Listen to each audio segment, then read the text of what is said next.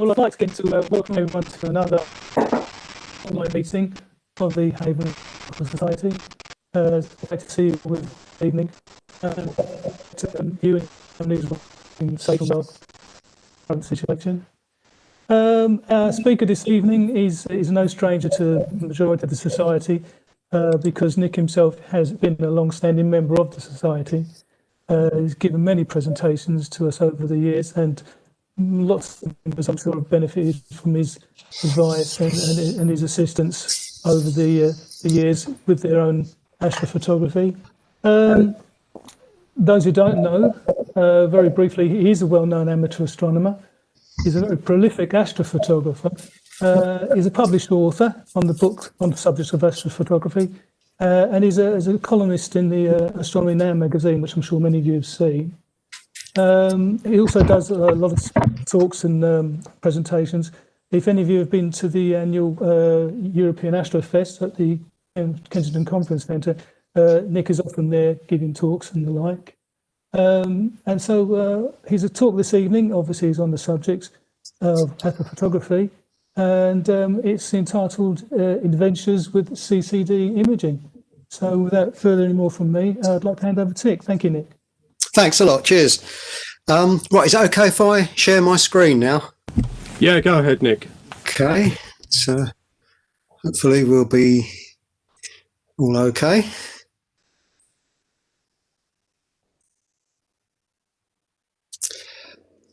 Les, can you still hear everything okay? Yep, coming across loud and clear, Nick. Okay, cheers. Right, just wanted to have a quick test on that. So, yep, okay. Well, as you can see from the first talk, Adventures with CCD Imaging, and with some other stuff in as well. Another year gone by. Can you believe it was a year ago that I last visited the club to give the talk on the weather photography. So what I'd like to do tonight is run through a year's worth of astrophotography that's been done since the last meeting. Now, as usual, as you remember from the last meeting, I'm an avid meteorological photographer, and this year's been quite interesting in lots of different ways. So let's start off just with a few images that are shot over as the seasons are changing. We've had some quite nice, interesting rainbows. We seem to have had a good mixture of volatile weather, shall we say, and I'm always looking out for rainbows, and one thing I particularly like to try and capture is these fainter areas with on the inside of the main rainbow. These are called supernumerary bands. It's a light interference effect, and they manifest themselves by these kind of very distinct rainbows. For some reason, some have them and others don't. We've had a nice selection of double rainbows as well, and to photograph these I'm using a Samyang lens. These are all DSLR images, of course. I'm using a Samyang lens, which is an ultra wide field lens, which is wide enough to be able to capture certainly the main primary rainbow and also most of the fainter secondary rainbow. The only thing is with that lens, it's completely manual, so you have to focus it manually and you have to set the exposures manually. But actually, it's quite easy to use, and it does give you a good advantage if you're interested in photographing things like this all in one go rather than creating sort of panoramas. We had some really interesting clouds over since the last year as well, and this was a particularly crisp evening. I think back in April or something like that, and had this rather interesting cloud formation just sort of forming in the evening sky that sort of went on to form this very interesting cloud. You can see with all this sort of interesting structure within it. Of course, this kind of photography is dead easy. It's nothing more than point and shoot using a DSLR camera. If you've got a zoom lens with a fairly wide range, that's useful because you can zoom in or zoom out to capture as much or as little of the effect as you like. Now, when you have evening effects like this, you can see the sun's light is generally fairly red. This is because the sunlight's coming through, because the sun's low in the sky. The sun's light is coming through thick atmosphere. The blue light's being scattered, and the red light gets through, so we get to see these lovely effects on the clouds. What we can also see is rainbows in the evening sky as well. Now, you can see that the angle of the bow here is actually quite steep. And also, you can see how much redder it is than the normal sort of daytime rainbow. And this is once again because with the sun low in the sky, the rainbow is very high in the sky, and also it's enhanced by this red light which is coming through the atmosphere. And as I say, the short wavelength light is being scattered away. So on very rare occasions, you can get to see completely red rainbow. This is sort of like halfway there. But also, just very interesting to see. Had some interesting cloud phenomena throughout the year. This kind of thing you can see quite regularly. If you have a hazy sky, do as I obviously have to be very careful photographing pointing into the sun. But if you're able to block the sun's light out, I've just used the tree in my back garden here to block the sun's light, and also to underexpose the shot. It's always worth bracketing the exposures, but if you underexpose them, it does tend to stop the sun from sort of bleaching out the sky, its vicinity, and also the colours tend to come through a bit stronger. And this was quite an interesting one because you can see the main sort of 22-degree halo here, but there's also another one coming off at a slight angle here.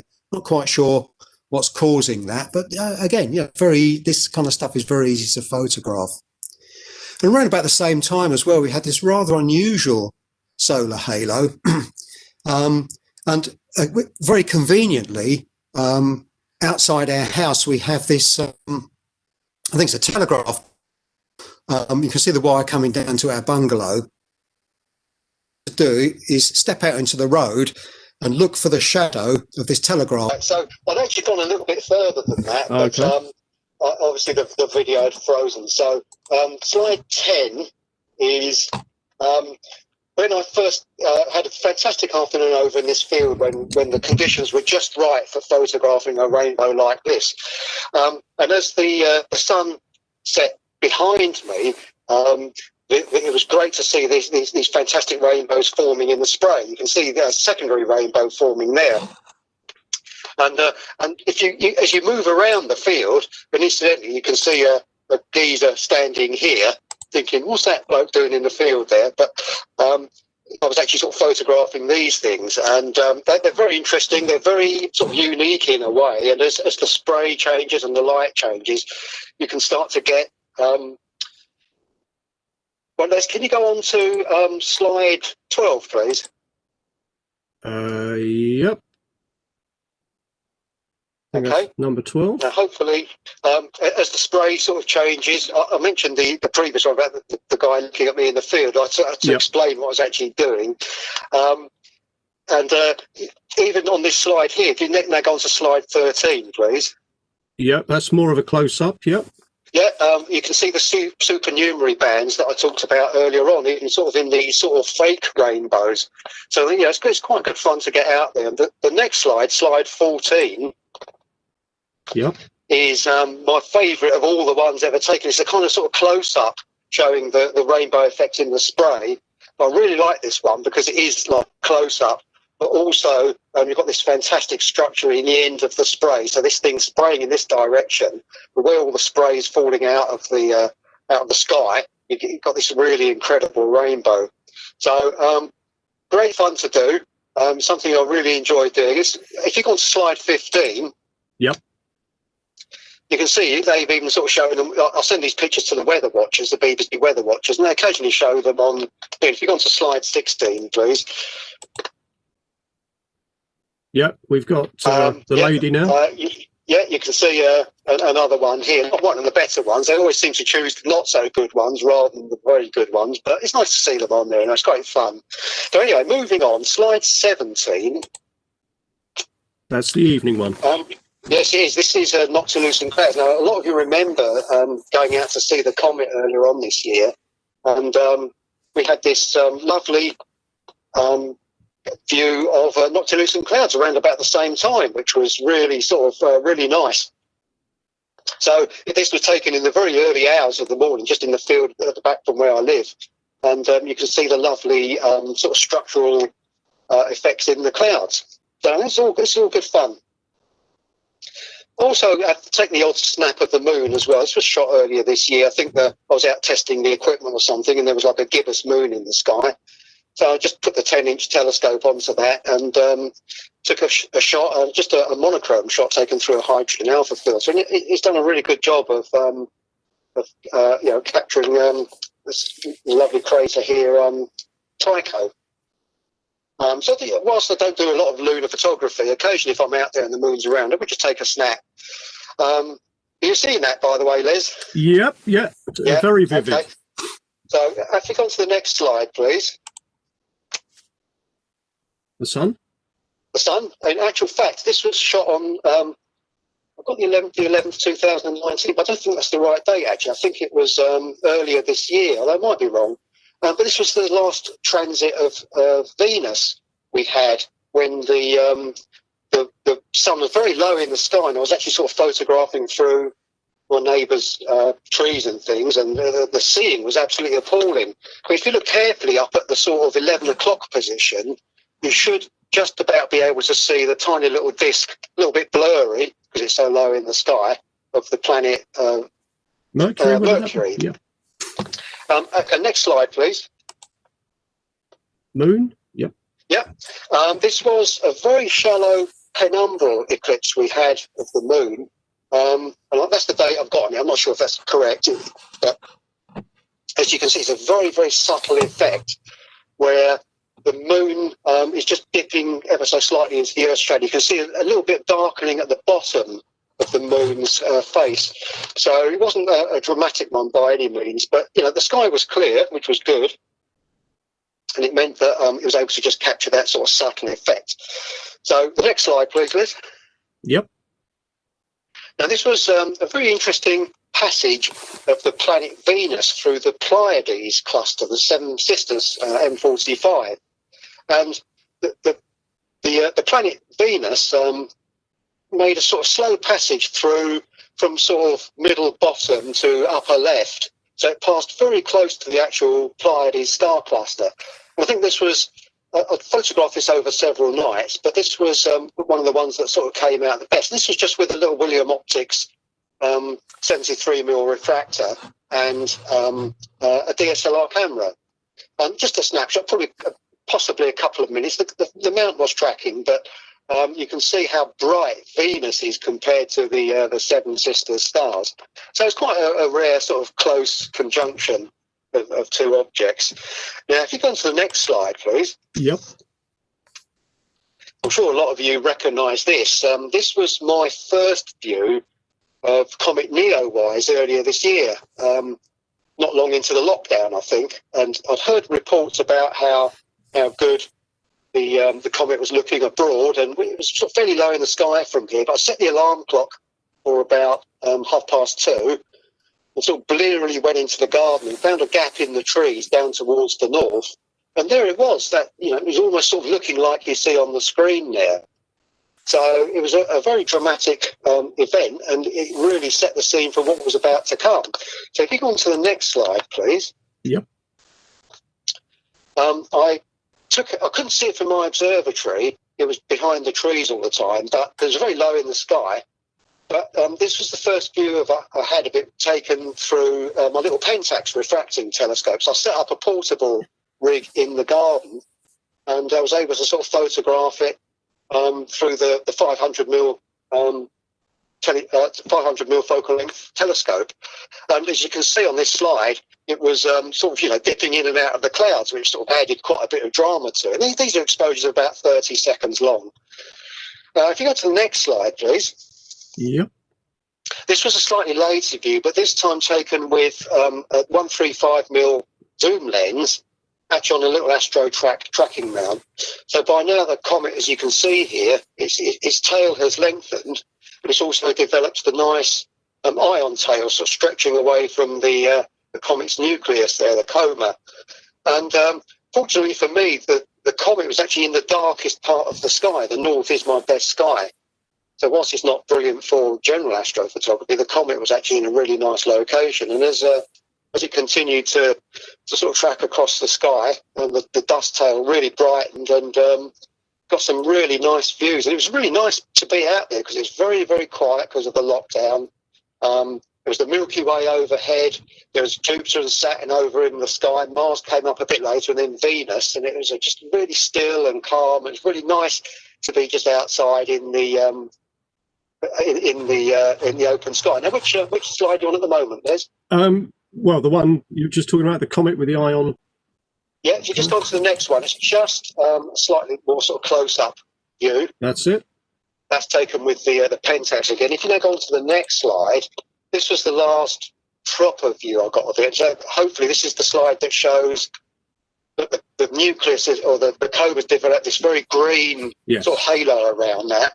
And you can still see the ion tail sort of moving away. And I think there's an early Perseid meteor just at the upper left of the, quite an early one actually, but just at the upper left of the frame. So if you go on to the next slide, please. Yep. That should be my little remote portable setup. That's it. Which shows the telescope, a little Pentax scope on tripod and with the AstroTrack mount and the DSLR on the back. So it was a case of setting that up, polar aligning it quickly, and then taking the pictures and then moving around the garden with it as the comet became visible above the trees and things like that. Anyway, if you go on to the next slide, please. Okay. That should show my back garden observatory. Yep. Yep, is that okay? Taken a couple of years back now, and this is where I do all my sort of home astro imaging from.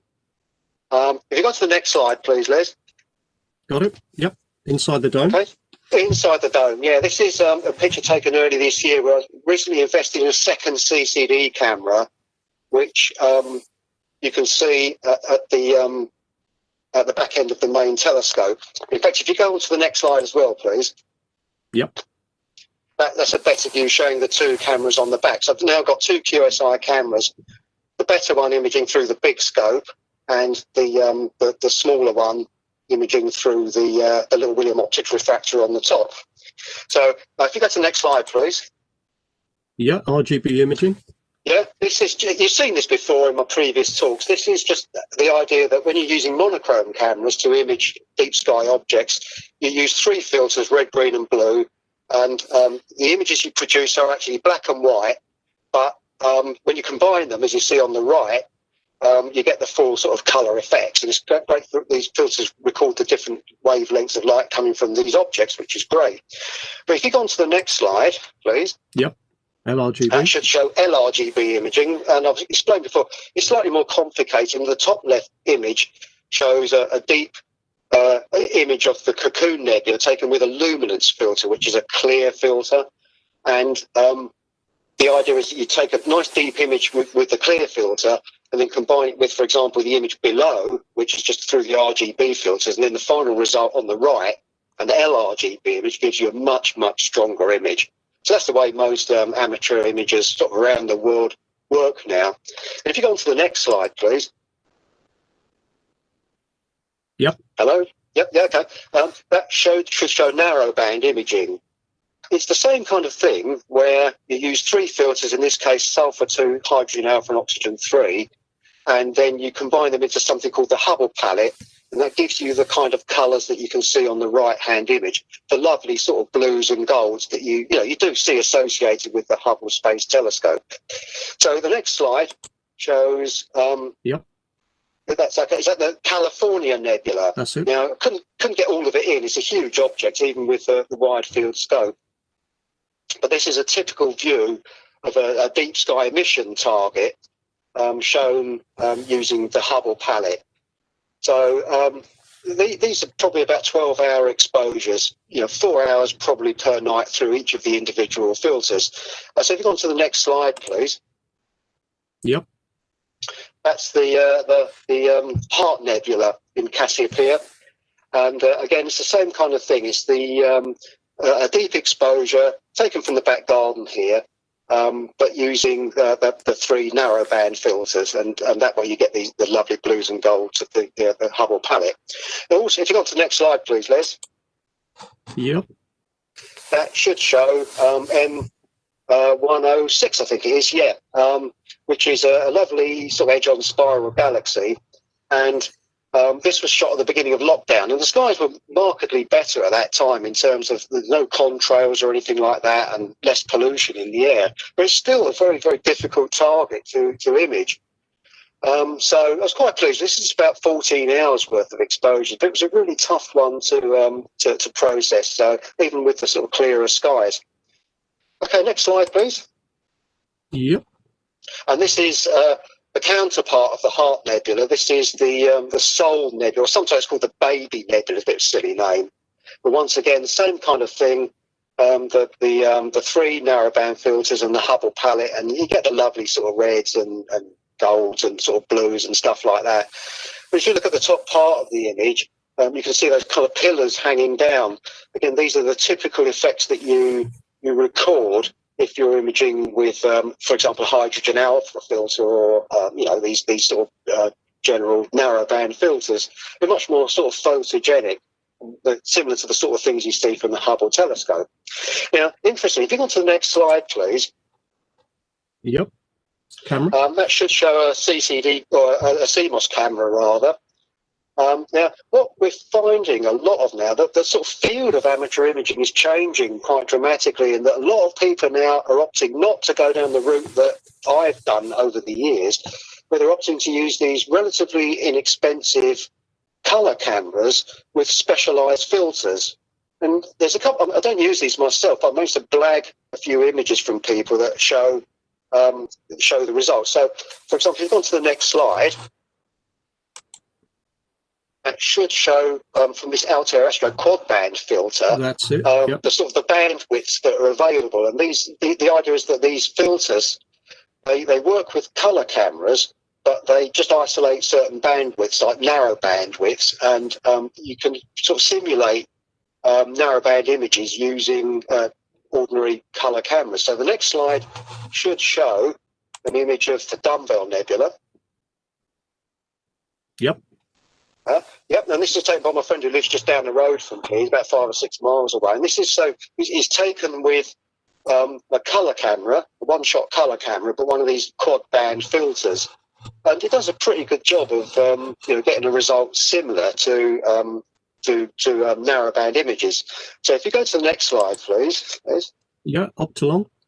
This is thanks. This is another very popular filter. This top one, the L Extreme filter from Optilon, and the one below it, the L Enhance. The top one's fairly new. The bottom one's been around for a while, and these show the sort of bandwidths available to these particular filters. And again, they're optimized to use with DSLR cameras or one-shot color cameras, and they're producing really good results. So if you go to the next slide, please.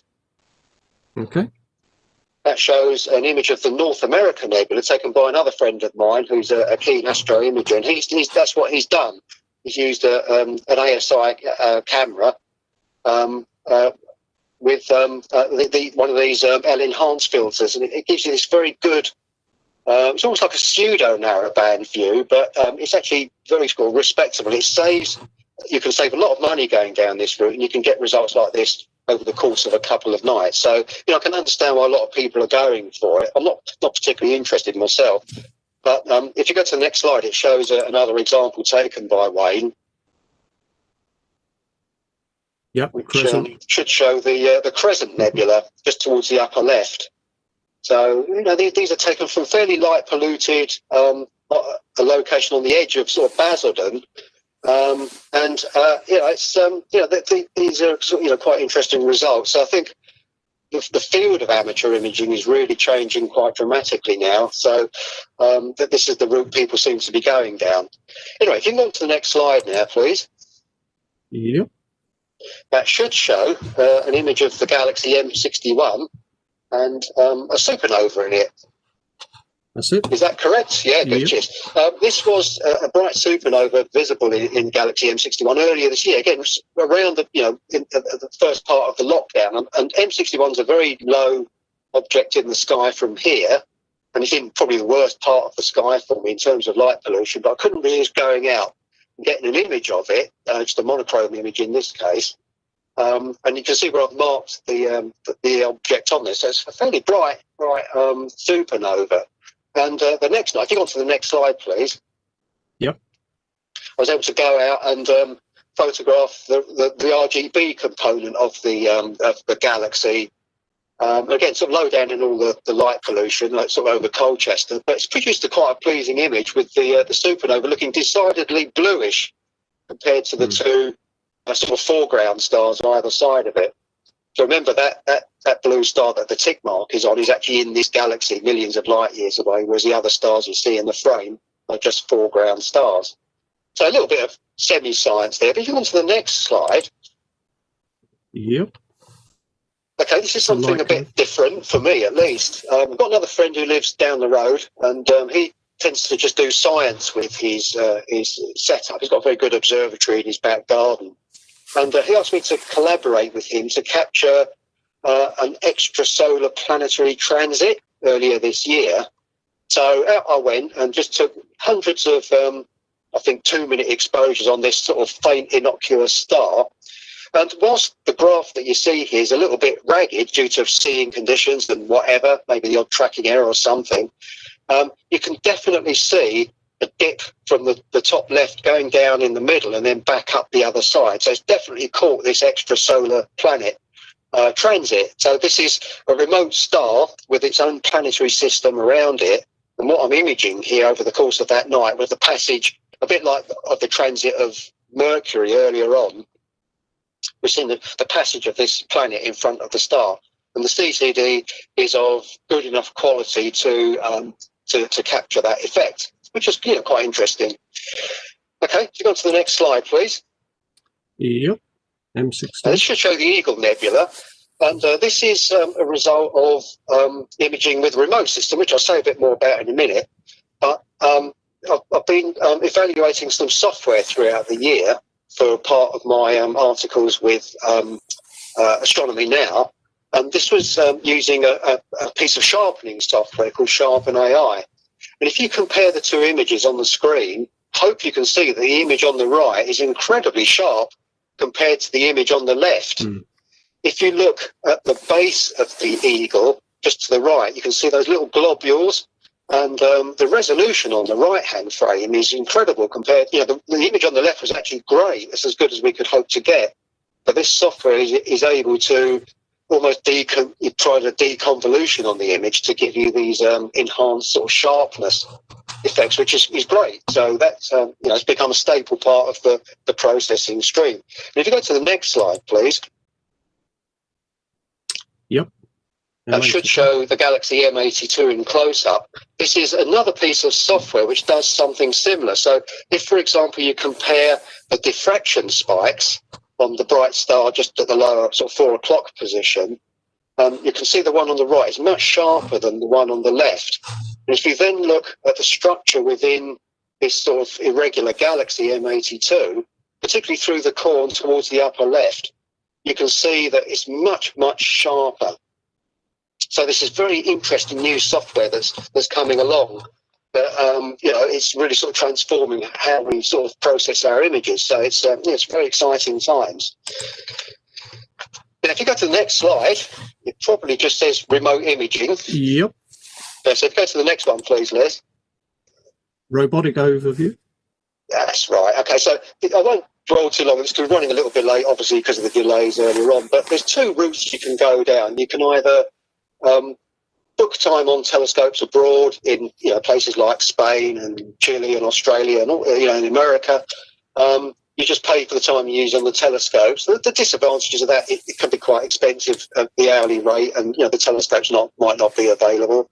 Well, the alternative is to set up your own observatory in a remote access site, so you can log on via the internet and control your own equipment. So the upshot is it gives you access to prime imaging locations, access to southern hemisphere targets that we can't see from the UK, and access to high-end imaging equipment. If you go down the telescope rental route, you're not paying for any equipment, you're just paying for time on them. So I can show you examples of both of these systems because it's something I've been involved in. So Les, if you go to the next slide, please. Yep. This shows a remote imaging observatory in Spain. southern Spain.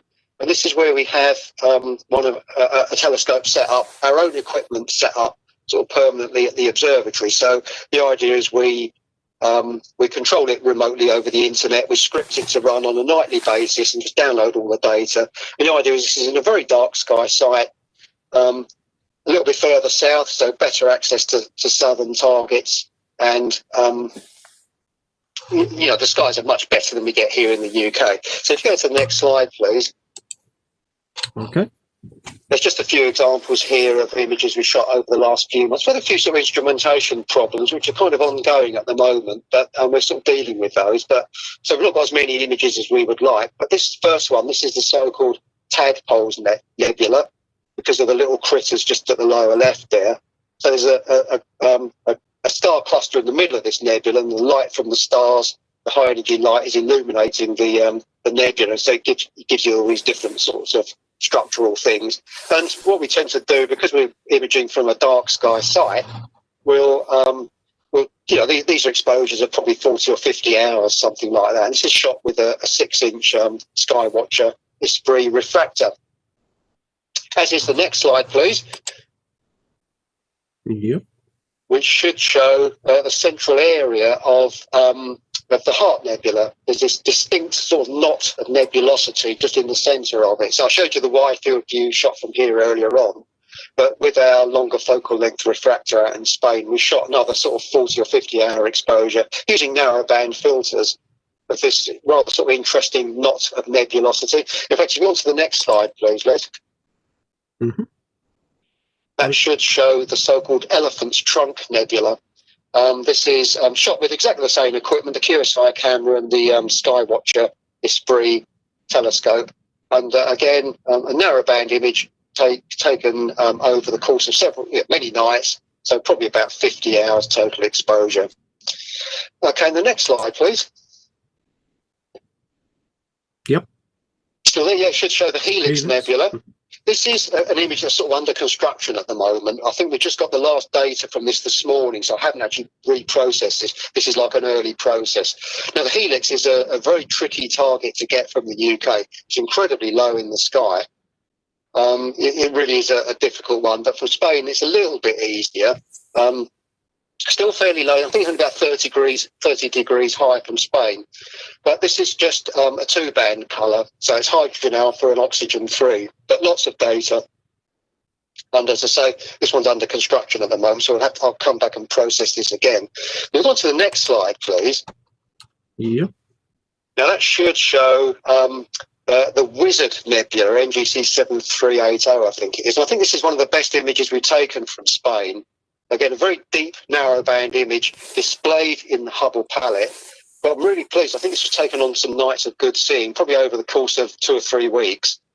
And it's really captured the nice, dusty details within the core of the nebula. Once again, I assume there's a cluster of stars in there, which are actually illuminating and eroding the nebula. So I'm really, really pleased with this image.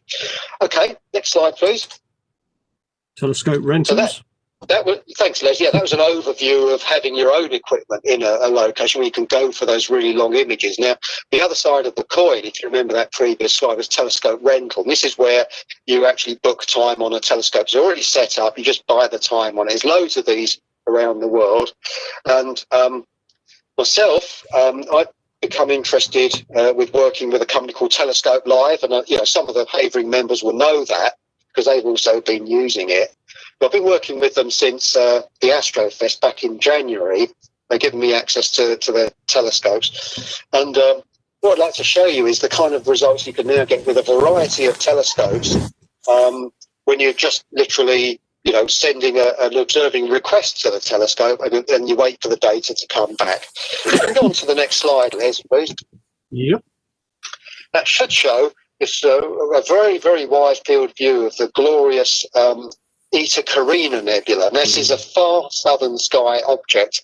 We can't see this at all from the UK. So it's definitely a case of, if you want to get these objects, you've got to, get time on these scopes. This was taken in Australia. So the difference between this and the previous images I just showed you, these are relatively short exposures now. Where the skies are dark, the instrumentation's very good. These are more akin to, say, this is probably about an hour's worth of total exposure, just using a Takahashi refractor. But this is one of the nicest targets in the sky, so an incredible nebula, as you can see from this image. And I'd like to just draw your attention to, if you go up to about 10 o'clock, just on the extremities of the nebula, there's a little blue sort of bubble area. If you can see that, remember that, because we'll come back and look at that in a bit more detail later on in the talk. So if you go to the next slide, please, Les. Yep. And it should show the North American nebula. Now, of course, this is a target that's fantastically placed from the UK. I've imaged it many times over the years.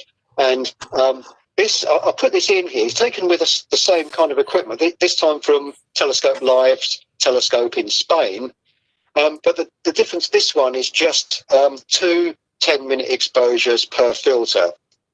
So, again, just an hour in total exposure. And you can see, it's gone really deep. The focus and the guiding, everything's really good. So you can get a really nice image with just much shorter exposures. So if you go on to the next slide, please, Les. Yep.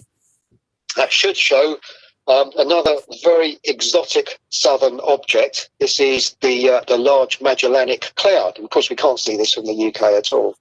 But what this is, the bit that's running sort of diagonally from lower left to upper right, the faint fuzz, that's the actual galaxy itself. I think some kind of irregular galaxy. It's one of the 2 satellite galaxies of the Milky Way. But to the lower right, to the right and lower right, you've got these amazing nebulae. And the brightest one there that you see in the middle, just towards the right, is the Tarantula Nebula. And this was taken with a very wide field setup. This is a huge target. But if you go on to the next slide. Yep. Okay, it shows a closer up view of the tarantula itself. And I've just offset it slightly so that the tarantula's at the top of the frame and you've got this lovely nebulosity just sort of cascading down the frame. This was shot with the Telescope Live 20-inch reflecting telescope, which is a really spectacularly great scope.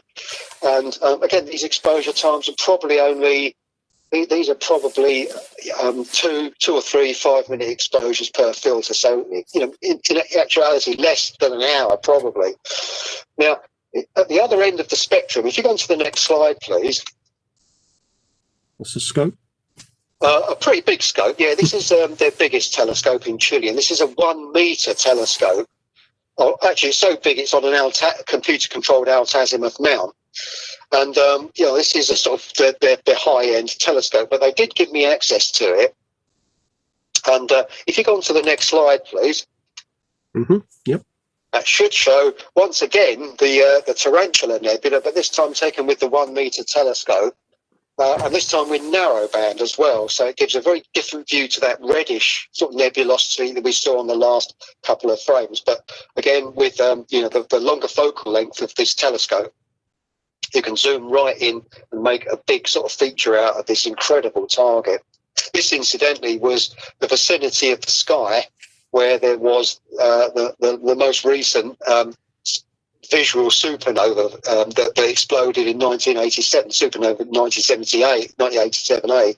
And we couldn't see it from here in the UK, but it was a naked eye supernova in the Large Magellanic Cloud. So if you lived in Australia or Chile, you'd have got some great views of it. But moving on to the next slide, please. Mm-hmm. Yep.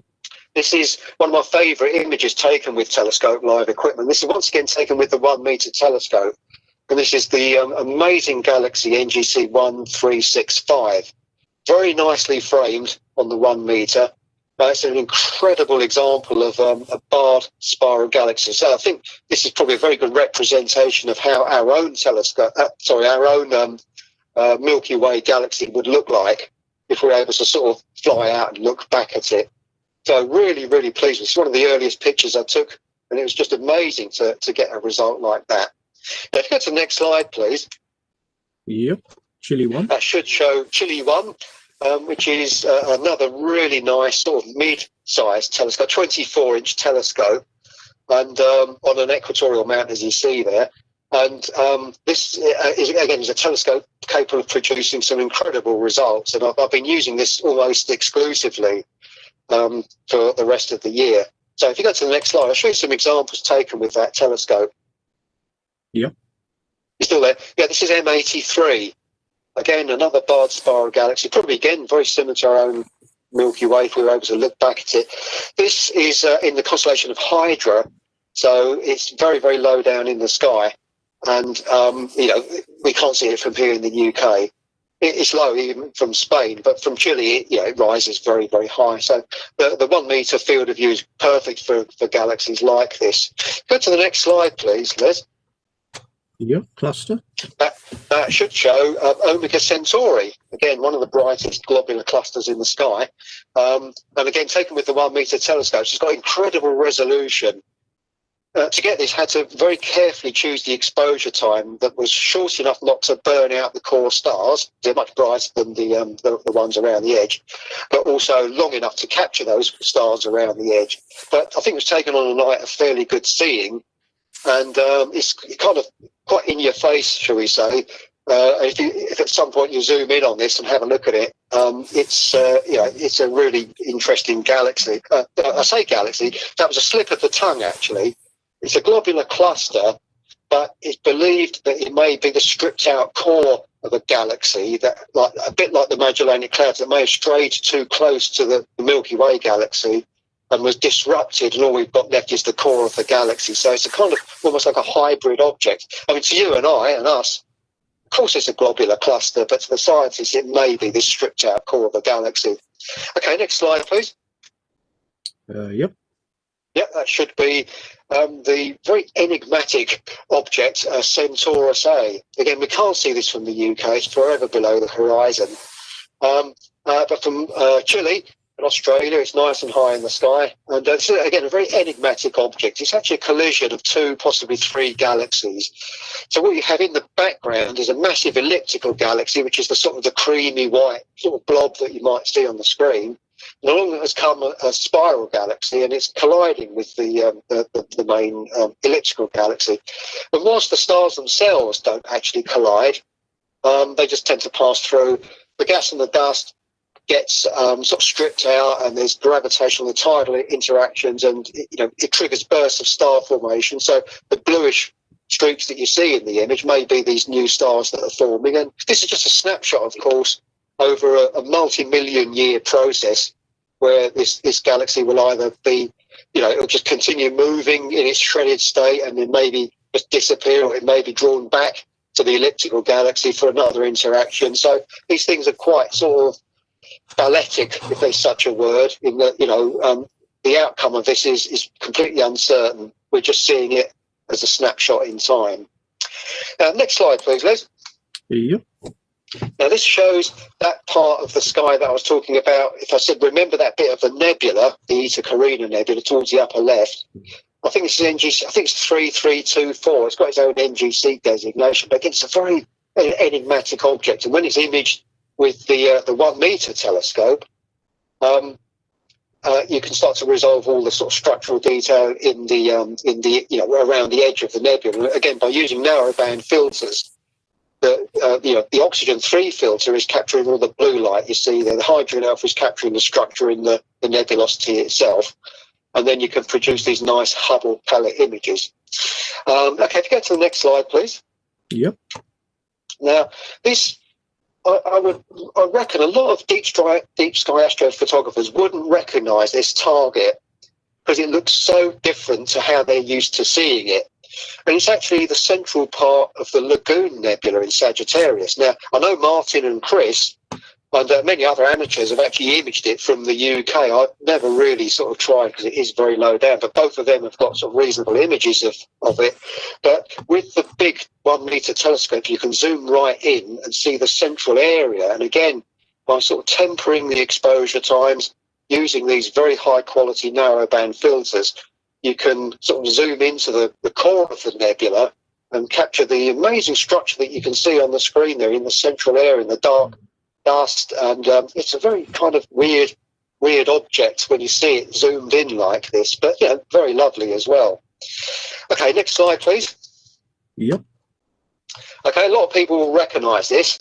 It's a target, once again, that is visible. And again, I know Chris and Martin have imaged this from Hertzmann. This is M17, the the Swan Nebula. It's an upside-down swan, as you see it here, or the Omega Nebula, the Horseshoe Nebula. It's got all these different names. I tend to call it just the Swan Nebula, but again, the 1 meter telescope has got a nice field of view. This is just a broadband image, so with the luminance and the red, green, and blue filters. But the 1 meter's got this nice field of view that captures the nebula in its sort of entirety. So that's very nice. Okay, next slide, please. Yep. Still there? Okay. This, of course, needs no introduction. This is the Eagle Nebula. Again, imageable from the UK. I've seen some nice images that people have taken, but it is low, so the seeing conditions will be poor. But from Chile, it's pretty much overhead, I think. And this is a fairly short set of exposures using the 1 meter telescope and the narrowband filters. It's a Hubble palette, as I've been talking about. But this was the one that I'd applied that sharpening routine to. So you can see that the pillars of creation and the structural nebulosity around it towards the upper left, absolutely pin sharp. So taken under very good seeing conditions, great tracking and everything, great focus. But that extra kick from the Sharpen AI has really kind of snapped it into focus. So this has proved to be one of the most popular ones I've posted online. This has had the most viewings. Okay, next slide, please. Yep. So there, yeah, okay. This is, again, another really exotic southern sky target. In fact, it's so exotic, I can't remember the catalogue number of it. It's an NGC nebula. Its popular name is the Statue of Liberty Nebula. And if you look at the dark nebulosity in the middle at the upper part, it should look a bit like the Statue of Liberty, the woman sort of holding up the torch. Not my names. I think they're pretty silly personally, but I prefer just to use the NGC number. Like I say, I've forgotten it, senior moment. But again, an object in a class of its own. There's no other object that I'm aware of in the sky that looks like this. It's a very dramatic target with those loops of nebulosity over the top, seemingly over the top of the Statue of Liberty. But if you look further down as well, you've got that bridge of material going across the centre of the screen with the blue light of the oxygen-free filter behind it. So it's, again, a very exotic object and very, very nicely framed with the 1 meter telescope. Again, a very short set of exposures. So if you go to the next slide, please. Yep. That should be the Helix Nebula. You saw our version earlier on. This was a recent version taken with the 1 meter telescope. This is LRGB imaging. And what I've done, I've binned the data. Now, that doesn't mean you just chuck it in the bin. It means you group blocks of pixels together to increase the sensitivity of the imaging system. So there's a slight loss of resolution, but to be honest, the sky conditions are so good there. They're actually quite well matched. The focal length of the telescope, the binning on the CCD camera, and the sky conditions are very well matched. We call it the sampling rate. And if you look carefully on this image, you can see galaxies sort of scattered over the background. There's a nice edge-on spiral at the bottom left there. And if you go to the bright star, the upper right of the nebula with the diffraction spike, just below the bottom diffraction spike, you'll see another galaxy sort of immersed in the nebula. So with the slightly longer exposures, very good seeing conditions, and the LRGB filters, it's captured a nice view of the nebula itself, plus all the background galaxies as well. So it's a very deep view of the nebula. Okay, next slide, please. Yep. Now, this is an experimental shot, actually, to test the pointing of the telescope. So the weird format of this image is explained by the fact it's actually a two-pane mosaic. So it's two images side by side that have been stitched together. And this is the Fornax galaxy cluster. And look at this image carefully. I'm not sure how well you can see. I'd normally zoom in and show you this. But the idea is that if you look, not only have you got all the elliptical galaxies as part of the Fornax cluster, there's an irregular galaxy to the lower left and a nice edge-on spiral to the upper right, but scattered around the big galaxy, I think it's NGC 1399, the big elliptical galaxy, is a faint fuzz, which is actually that galaxy's own sort of halo of globular clusters. They've been resolved by the telescope. And this, you may not be able to see it as it is on the screen now, but if you zoom in on this, this field is absolutely covered with faint background galaxies and closer foreground galaxies as well. So it was a test of the telescope, and it's actually worked out fairly well. So my next observing project, which hasn't completed yet, is a four-pane mosaic of a different target. So in fact, if you go on to the next image, please, Les. Yep. Doesn't need any introduction whatsoever, I'm sure. This is our old friend, the Orion Nebula.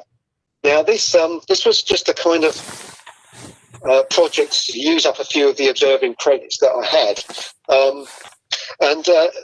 Unbelievably, this is just 3 5-minute exposures, 5 minutes through red, 5 minutes through green, 5 minutes through blue.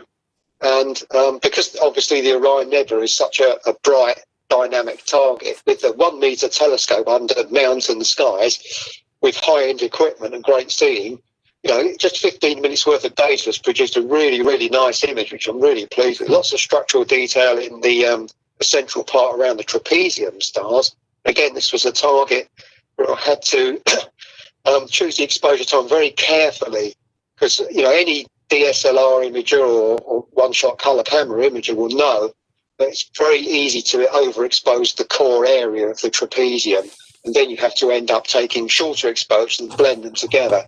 Well, I worked very carefully to keep the exposure time just long enough to capture all the faint extremities without burning out the core. And that's worked really well. So that's the latest image. I mentioned on the previous slide the 4-pane mosaic. Well, this is the subject of the 4-pane mosaic. I'm going to do a sort of a much wider field of view of it using 4 separate exposures. But the weather's been a bit rough in Chile, so the exposures at the imaging run's been pushed back a little bit. Hopefully that'll be ready in about another 2 or 3 weeks. So it's been a really, really interesting year. I mean, just before I came to you, if you go to the next slide, please, Les. Yep. Shooting stars. Yes, just before the last visit in November, this came out, and it's the 3rd book. It's Shooting Stars 2. It's actually my 3rd book. And if you go to the next slide again, please, Les. Yep, contents. I should show the contents page. This is the sort of stuff that's covered in the book. So all of the techniques that I've used on the images to show you tonight were, taken using the techniques outlined in this book.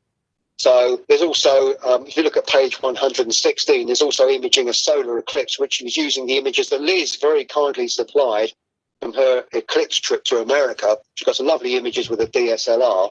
I was able to take those and work out a few sort of new techniques to help, to blend them together and bring out the corona and stuff like that.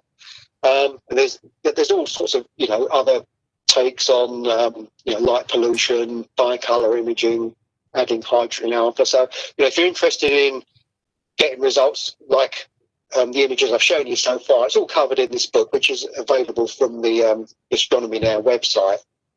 So there's just one more slide. What I've shown you tonight has, for me, it's the sort of culmination of a 30-year astro-imaging adventure, if you like. It just keeps getting better and better.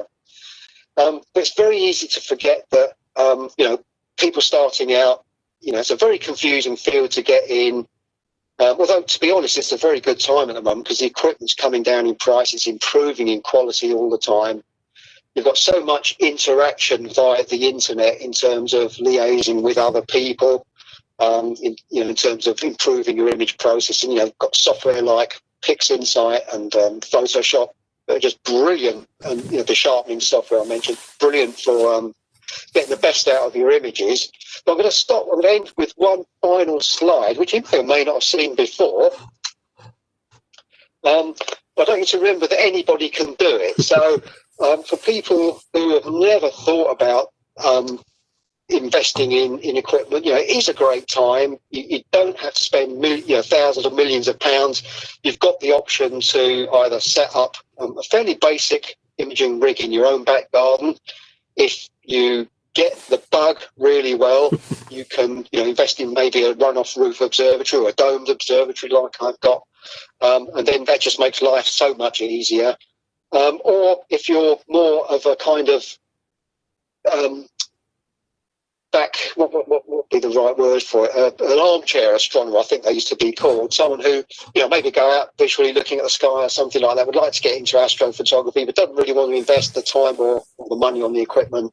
You've also now got that route where you can just go on and purchase time on these brilliant scopes abroad, Telescope Live and the others. And you can process your own images in the same way as the other astrophotographers that are going out in the back garden and getting their imaging the hard way, shall we say. So, abject apologies for the internet problems. I thought I had resolved those because I had a meeting with Chris and Martin last Thursday and had similar problems. And I sort of rebooted a few things and checked it all out in a week, and it's been absolutely fine. I spoke to Les on Monday, and it was all absolutely fine. So it's kind of sod's law that the internet's sort of gone down at this end again. But I'll chase up talk and see if I can resolve it. I've got another talk next Friday, so I hope I can get that sorted. So apologies for the mishmash, but Les has done a spectacular job, as always, of saving my bacon, vegetarian bacon, I should say. And thanks for your efforts, Les. If there's any questions, I'm happy to answer them if we can do it using this system. Yep, let me just, I'm just clicked on the end with CCD Land. Oh, that's your own personal website, isn't it, Nick? CCD yes, I didn't bother going on to the next slide. Yeah. That's right. Let me stop sharing, and I will unmute everybody. There we go. It's possible that my internet might have come back. Do you want to see if you can join us on video? Let me try. You can stay on the mobile if you like and just join the. Just as a backup, yeah. It's come back up on my laptop. Okay, just seeing if it's going to connect on the main computer. It looks like I am getting an internet signal. Okay.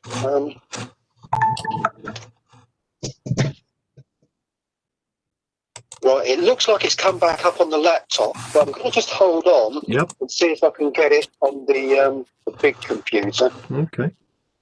Just bear with me a second. Yep. I'm just gonna. Are we okay for time? Yeah, I think we are. I think we're all good.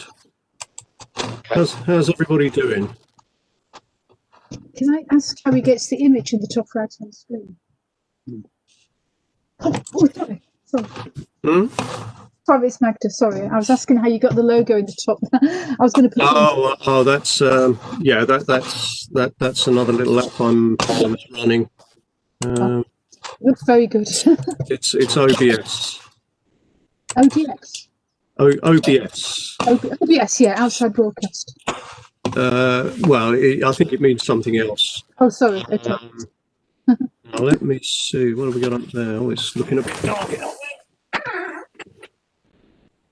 Let's see if we can. Just going to take a look at the slide.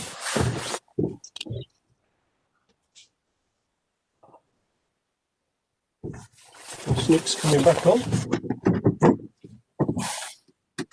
Ooh.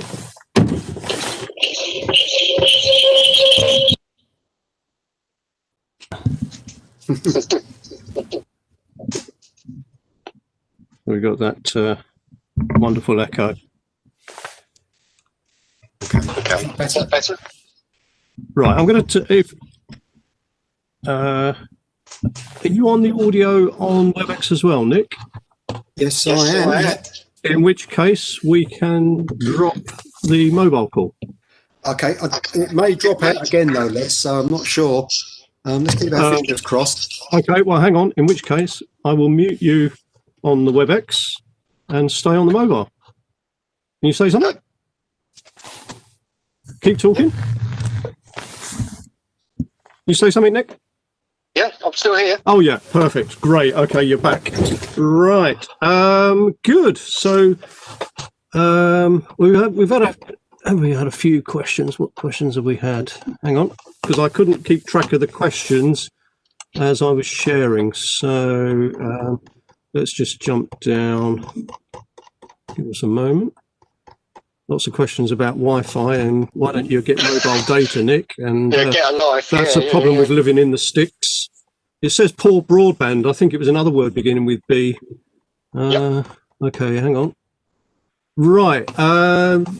You on your fantastic images, Nick. Do you know what? First of all, instead of jumping straight into the Q&A, I'm going to unmute everybody and actually ask everybody to give Nick a round of applause for actually managing to get through all that. Oh. So, come on, everyone. You'll have to unmute yourselves, otherwise we won't be able to hear you. All right. You may or may not be able to hear that, Nick. So it was there. It was there. Excellent. What a disaster. No, not at all. Not at all. We got there. I think everybody saw the images, and what fantastic images they are too. And I hope the online displays sort of did them justice, but from where I'm sitting, they were fantastic. So excellent. So some questions. The comet, NEO-wise, what exposure times did you use for the comet? Generally, nothing. I did experiment, but they typically about 30 minutes. 30 seconds. I took longer ones as well, but I found that the ones of about 30 or 40 seconds seem to work the best. Yeah. Okie doke. And you showed one of your images showed the coma sort of with that green glow. Why is that? Why the green colour? There's an emission of some sort. I think it's oxygen or something. I'm not a cometary person, so I'm not sure. But what you typically find is that when you see modern images of comets, they all have that green sort of halo around them. It's something to do with this emission from or carbon or oxygen or something from the in the comas being sort of fluoresced by the solar wind. It was something that actually appeared quite late in the comet. It certainly wasn't visible at the in the early stages. Yeah. Okay, excellent. When you did the light curve of the exoplanet, could you estimate how big the planet is from the light dip? Could you, that is? I'll try and answer that. In fact, what I'm going to do, Liz, stay where you are. I'm just going to try.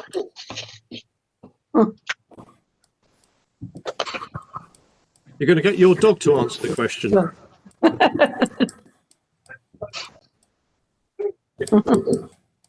Sorry, you've gone very quiet now, Nick. Fly. Oh, I'm back on the phone. That's it. Okay. Yeah, I'll have to look into that. I'll talk to my friend who reduced that data for me, and I'll get back to you on that. I don't know the answer. I think you'd have to know the luminosity of the star. Probably wouldn't be good enough, but a professional telescope probably could do that. Yeah. Directly, you can infer it. What were you going to say, John? You can infer it actually. You can calculate it from the luminosity and radius of the star. You can then calculate what the percentage drop is, and then look at what size object would need to be in front of it to do that. You'd also actually have to also monitor the orbit and work out what the radius of the orbit of the planet was, because that tells you the distance from the star. But yes, you could in principle. Okay. Cheers. Great. Thanks, John. Nice to know. Regarding your remote site in Spain, I think you've mentioned that before. Liz wants to know, can she book a holiday there? No, she says, do you ever go out to the site and who looks after it? I've never been to this site, to be honest. I went to the previous location and the one before that. We've been to 3 different locations in Spain, and this is the best one. I've not actually been to this one, though, but there is a guy called Colin Cooper, who is an expat. He moved out to Spain, and he set up his remote imaging observatory at his previous location, but the sky wasn't quite so good there. So he just sort of sold everything and moved out to this into the desert. So he's on site the whole time with a couple of other helpers. So if there's any sort of technical problems, we just get on the phone and say, can you look into this for us? And they'll sort of check it over and everything. So, yeah, it's just. If you ever need anybody to hold your suitcases, if you do go out there, Les, few volunteers. is the sound any better now? Yeah. Is that okay? Go on, keep talking, Nick. Might have to kill the phone. Don't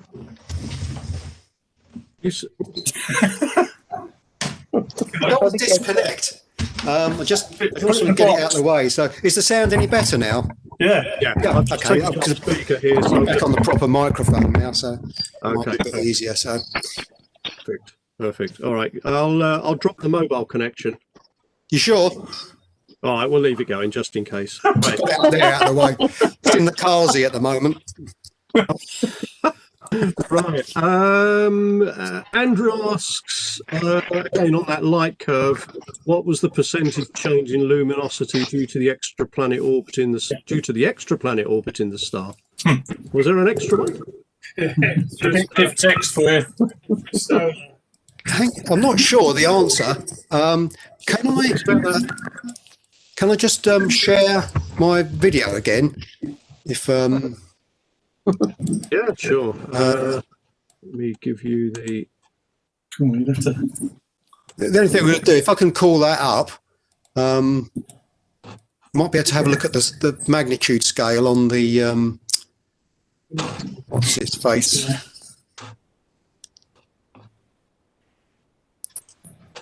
Oh, here it is again. I like the buy new CCD on the doctor's shopping list. Yeah, there's a bit of a mixture in there.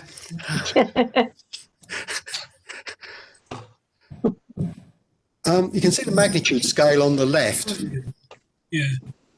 So you can see those dips are actually pretty small.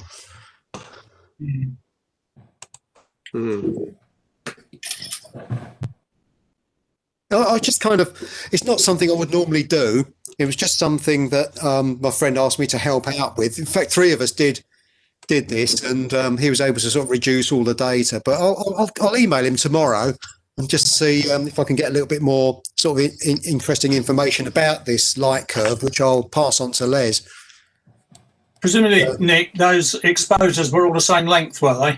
Yeah, what we had to do, we had to stick to 2-minute exposures with the camera unbinned at a specific temperature, and we had to be very, very stringent with the types of calibration frames that we took. Yeah. Yeah, we had to take flat fields, dark frames for the flat fields, bias frames, and the flat fields themselves, and the dark frames. So that all had to be done exactly right. Otherwise, the data is not sort of scientific use. But yeah, it's not too. That's what we would do anyway, so it's not too difficult. Okay. What other questions do we have? In the four panel pic of the Orion Nebula that is your next project, do you think you'll be able to see a protoplanetary disk? Well, I suspect that would be possible. It may even be possible to see them on. I don't know. Let's have a look. I know they're scattered all through the nebula. If I go full screen, I don't know whether we've got a hope in hell of seeing anything. And then I'll zoom in. I'm not sure. I'll have to look into that. I think that there are a few sort of scattered around in the edge. But I'm not sure. I'd have to just check that. But again, I'll pass the image on to Les once it's secured, whenever that is. There's a bit of a wait at the moment, so.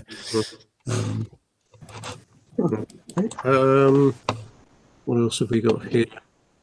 We've got a request from Ahmed A bit of a cheeky one, I think, here, because you did mention CMOS cameras.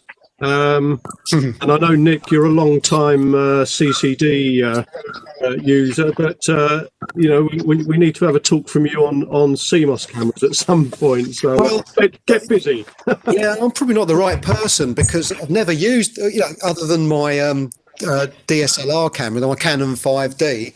I've never used a CMOS camera, so I'm probably the worst person to give the talk.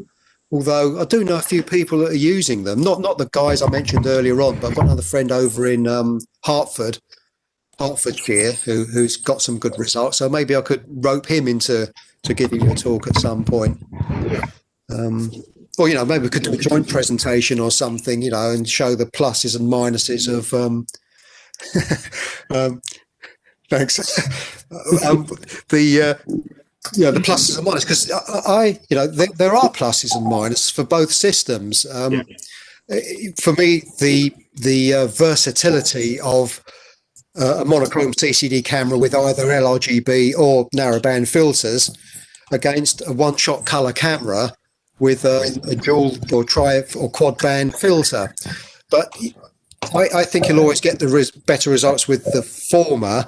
But, if you want ease of use, a nice, easy sort of imaging life, a lot cheaper imaging life, CMOS is the way to go. So, I'm just expressing a preference rather than a general sort of dislike of CMOS cameras, because unfortunately, that's the way things are going. The manufacturer of CCDs is grinding to a standstill. I don't know what the professionals are going to do, but it's a great shame, having sort of been into CCD imaging right from day one when the first CCD came over to the UK, which actually had a dimension of about 8 millimeters square. I think it was like a sort of atom-sized CCD, and of course now we're used to full-frame sensors. So there's been a lot of changes in the field in that period of time. But it's been great. It's been brilliant. Yeah, no, absolutely, absolutely. And I mean, there are there's quite a few of us still using our DSLRs as well, and getting great results with DSLRs. And I know Canon didn't. They were one of the first, or they were the first to bring out an Astro modified camera, but then it sort of died a bit of a death. But they released a new one, sort of certainly within the last year or so, which I hear is meant to be pretty good, as well as just using DSLRs with some of those filters that you mentioned, Nick. Particularly those quad band. You can get them to clip in on your DSLR now as well, so you don't even need an Astro camera. Yeah, I mean that's I remember reviewing that Canon. It was the 20DA when it came out, and to be honest, I didn't think it was that much better because I had a 20D at the time, and when I got the 20DA to review for like a Canon magazine or something, I didn't find it all that good. But then there was a bit of a lull, and then the 60DA came out some years ago, which was miles better, much better. But I think the way people are going is to go for these quad band or dual band images. And I think you can still, if you get your camera modified by having the filter taken off so it's more sensitive to hydrogen alpha, then these filters should work even better. Although Martin's actually, maybe we should get him to give a talk sometime. He's been experimenting with unmodded and modded cameras, and I think his conclusion is that there's not a lot of difference. But we'll see. Get him to give a talk, and then he can show you the images. You can decide for yourself. Yeah. No, I think you're right. I think the benefit you do get is a little bit more of the hydrogen alpha sort of regions, because it's a bit more sensitive at that end. So. But it'd be good. Perhaps we ought to organise that at some point. Not a Great British Bake Off, but a Great British Sensor Off or something, whatever. We could do that even if it's not like a main talk. We can just have one of our sort of meetings, mini meets. Just a mini meet, and then we can sort of if we could get 7 or 8 people on board. And again, I could get my friend in from Hertford, and the ones that live down the road. We could all have a kind of a powwow and see, we can sort of, have a look at the images and stuff like that. It's easy enough to set up. Yeah, that would be good. John's just posted one. How long before CMOS cameras equaling and maybe even exceeding the performance of CCD? Good question. I mean, they're improving all the time, very dramatically. So I suspect not that long. The chip architecture is so different, but you can get monochrome CMOS cameras, and I think one of the ASI cameras is hugely popular, and people are using those with filters. So not that long, I don't think. It won't be long at all. Okay. Right. Any other sort of questions anybody's got? You're all potentially unmuted, but if you could just type in. We've just passed the 9:30, so not that that's a hard cut-off. No. Right. Okay, where's Les? There's Les. Les, why don't I sort of just hand back to you to give sort of the final few words, and over to you. Oh, there's another question. Quick, no, you've got one final question, Nick. Pewie's quantum efficiency is getting higher on CMOS. Do you think CCD imaging is going to be superior even at 14 bits? Well, the cameras I'm using are actually 16-bit, which is good, a great sort of dynamic range. But again, I think the performance curve is converging now. So I think, literally within a year or two, CMOS cameras will, they'll be snapping at the heels of my old CCDs. Because the worry for me, of course, is that my two QSI cameras, when they bite the dust, am I going to be able to get them repaired at all? Are there going to be people who can sort of repair them? I mean, QSI was taken over by Attic, who actually are up in North Cambridgeshire, I think, or Norfolk. So I could actually take the camera up there easily enough, but whether they'll have all the parts they need. So, at some point in the future, I'm going to have to go over to CMOS as well. But, by that point, there probably won't be much difference at all between them. So, okay. Right. Really is the final question. Thanks very much for your Q&A. Les, over to you. Okay, well, thanks very much, Les. Yeah, once again, thanks very much for that informative and interesting talk, accompanied by, again, some of your fantastic images. For us, the members of Sapien already, for example, and for your continued thank you very much for that. thanks. Now go on sort of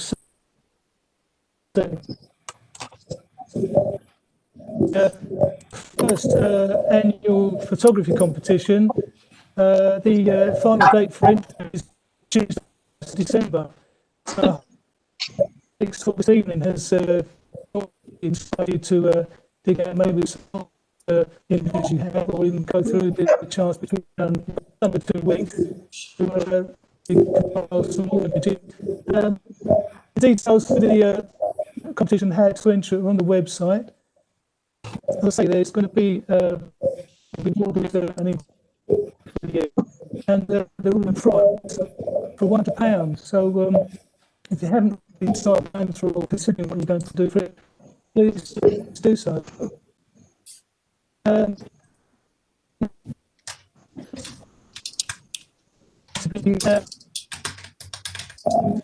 Which on Wednesday, 9th of December, 45, which will be presented by to see how they can accomplish this. I'm sure it's going to be a lot of fun for us. And also on that meeting, announce the winner of the competition.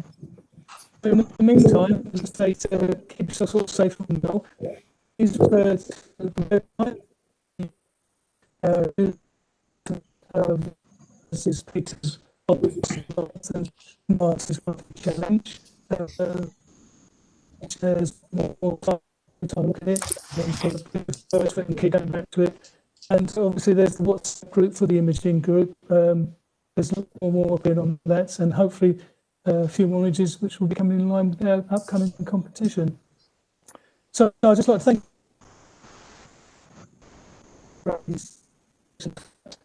I hope you all keep safe and well, and please see you next month. Thank you very much. Great. Okay. Thanks very much again for staying today again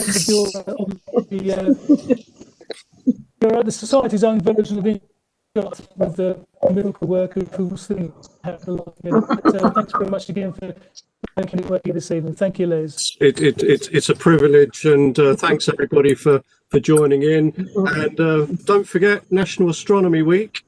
We're actually live streaming tomorrow night. I'm one of the hosts there, so you may get to see Mars. It's out tonight, by the way, so have a quick look. I was hoping to show you, but I've been having a few technical gremlins here. National Astronomy Week, but if not, see you at the quiz. Thanks, everyone. Okay. Thanks. Good night, everybody. Thanks very much. Bye. Bye. Thank you. Thank you. Okay. Cheers. Bye.